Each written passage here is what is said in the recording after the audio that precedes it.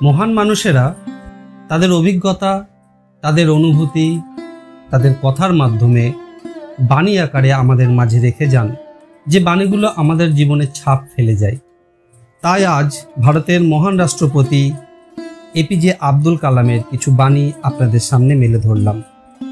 আশা করি এপিজে আব্দুল কালামের এই বাণীগুলি আপনারা উপলব্ধি করতে পারবেন, আপনাদের জীবনে এর প্রভাব অবশ্যই পড়বে।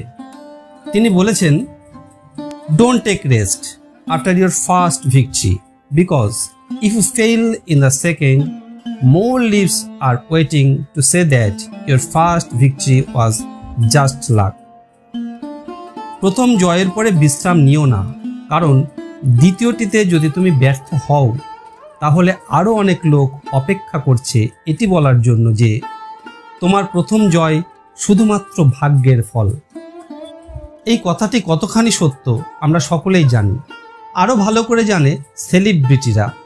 তারা জানে আজ যারা তাদের সফলতার জন্য তাদেরকে মাথায় করে রেখেছে, একবার অসফল হলে তাদের মধ্যেই অনেকে ছুঁড়ে ফেলতে দ্বিধাবোধ করবে না।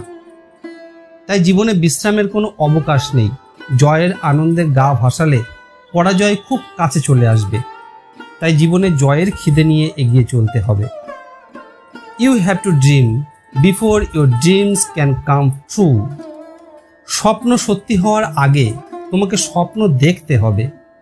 স্বপ্নকে সত্যি করতে গেলে সঠিকভাবে স্বপ্ন দেখতে শিখতে হবে। যে স্বপ্নের মধ্যে সত্যি নেই, যে স্বপ্নের মধ্যে দৃঢ়তা নেই, সে স্বপ্ন সত্যি হতে পারে না।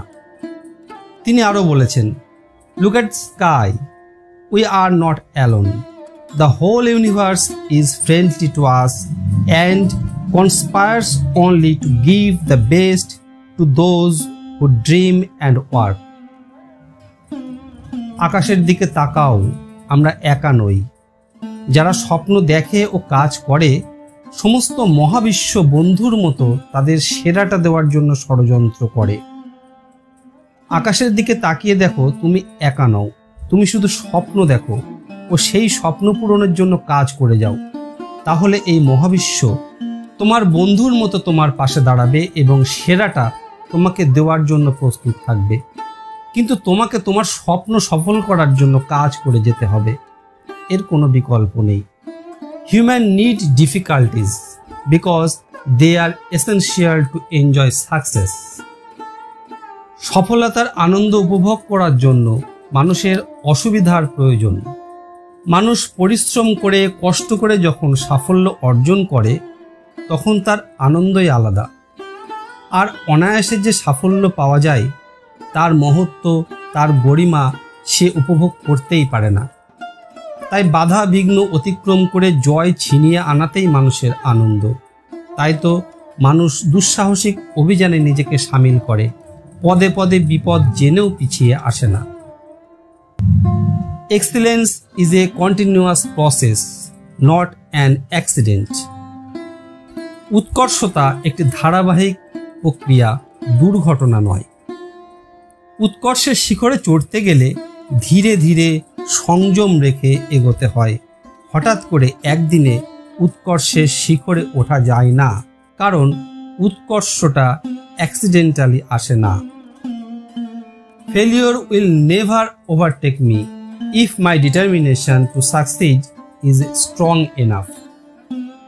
যদি আমার সফল হওয়ার সংকল্প দৃঢ় হয় তাহলে ব্যর্থতা কখনোই আমাকে গ্রাস করবে না।